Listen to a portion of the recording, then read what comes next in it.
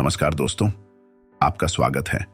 हम सब लोगों के जीवन में ऐसा समय भी आता है कि हमारे मन में नकारात्मक विचार के अलावा कुछ नहीं सूझता और हम उसी में खोकर रह जाते हैं।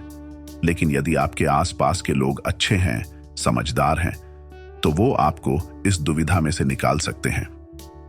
आज हम आपको ऐसी ही कहानी सुनाने जा रहे हैं जो आपको इस दुविधा से निकाल सकती है।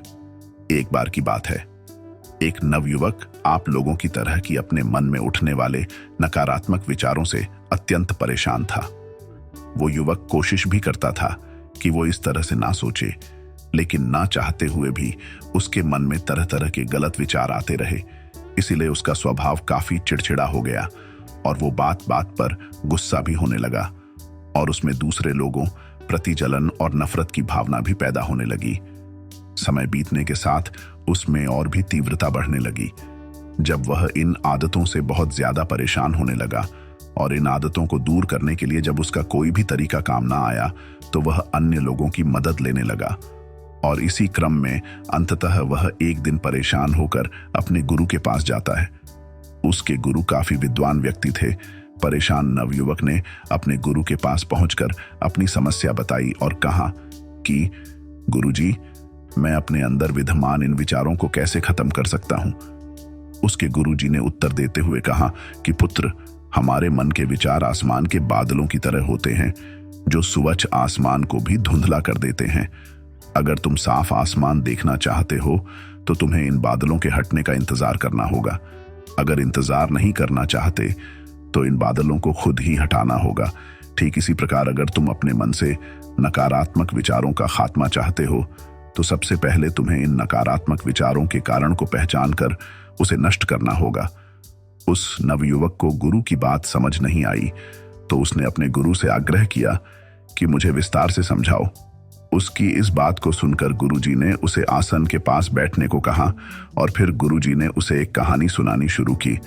गुरुजी ने कहा कि एक बार एक व्यक्ति जंगल से निकला हुआ कहीं जा रहा था।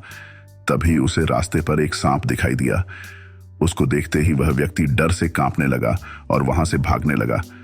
जैसे ही उसने दौड़ना शुरू किया, उसका एक पैर पत्थर से टकरा गया और वह वहीं गिर गया। उसने देखा कि उसे बहुत चोट लग चुकी है और वह बुरी तरह घायल हो गया है। लेकिन जब वह अचानक पीछे मुड़ कर देखता है तो पाता है कि वहां कोई सांप है ही नहीं, बल्कि सांप के आकार की एक लड्डकी की छड्डी पड्डी है। ये देखकर उसे खुद पर बहुत गुस्सा आया और उसने महसूस किया कि उसके डर का कारण उसके मन का डर था, जो वास्तविकता में था ही नहीं, क्योंकि वहां कोई सांप नहीं बल्कि उसके मन में बैठी नकारात्मक छवि थी।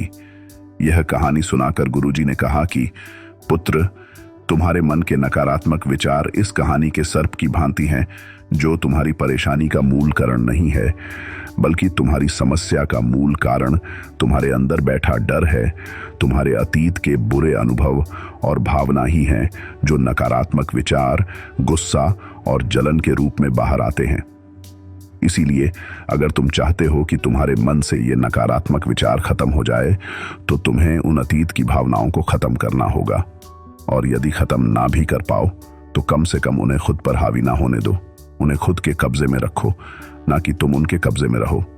अब आपके मन में यह प्रश्न आ सकता है कि हम इस कहानी को अपने जीवन में कैसे लागू कर सकते हैं, या हम किस तरह से इससे अपने जीवन की नकारात्मक सोच को खत्म कर सकते हैं। मैं इसके लिए भी आपको कुछ टिप्स देता हूं। पहला है, खुद को जागरूक करने का अभ्यास करो। तुम्हारे मन में क्या विचार चल रहे हैं, उनसे जागरूक रहो, क्योंकि वही विचार जब ज्यादा हो जाते हैं तो हमें दुख देने लगते हैं। प्रतिदिन खुद के भीतर चलाने वाली दुविधाओं की भी समीक्षा करो और ये भी देखो कि आप अपने आसपास होने वाली घटनाओं पर क्या प्रतिक्रिया देते हैं। इससे आप तुम्हारे मन में आहिस्ता आहिस्ता जमने वाले नकारात्मक विचार का पता लगा पाएंगे। दूसरा टिप्स जो मैं आपको दे सकता हूं वो है, अपने अतीत की बुरी यादों, बुरी घटनाओं और बुरे अनुभवों को सकारात्मकता से स्वीकार करो, ना कि उससे भागो। और यदि वो अनुभव किसी दूसरे ने दिए हैं तो उसे माफ करो और भूल कर आगे बढ़ो। और यदि तुमसे ही कोई गलती हुई थी तो खुद को भी माफ कराओ। तीसरा टिप्स है आभारी होना, या कहूं कि एहसानमंद होना। हर व्यक्ति को अपने जीवन के अच्छे पहलू पर ध्यान देना चाहिए।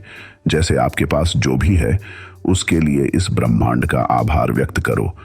जब हम किसी का आभार व्यक्त करना शुरू कर देते हैं तो हमारे व्यवहार में नरमपन आता है और इससे हमारी इज्जत में इजाफा होता है। चौथा, खुद के प्रति और दूसरों के प्रति दयालु बनना। भारतीय शास्त्र में एक सिद्धांत है किसे कर्मा थ्योरी कहते हैं। यदि तुम किसी के साथ अच्छा करते हो तो तुम्हारे साथ भी अच्छा होगा। अगर तुम दयालु बनोगे तो अन्य लोग तुम्हारे प्रति दयालुपन दिखाएंगे। यदि आप और भी खुश रहना चाहते हैं तो एक सिद्धांत याद रखो, वो है लेट गो, जिसे हमारी भाषा में कहते हैं छोड़ दो यार, जाने दो। यदि तुम इस बात को फॉलो करते हो तो कोई चीज तुम्हें दुख नहीं दे पाएगी। और अक्सर ऐसा होता है कि हम अपने जीवन में कुछ दुख आते ही रोने लगते। ऐसी स्थिति में आपको चाहिए कि खुद से कमजोर लोगों को देखें। अगर आप ऐसा करते हैं तो आपको संतुष्टि मिलेगी और सुख की प्राप्ति कर पाएंगे। आशा करता हूं ये कहानी आपको अच्छी लगी होगी और आपको कुछ सीखने को जरूर मिला होगा। इसे सुनने के लिए आपका शुक्रिया। जय हिंद, जय भारत।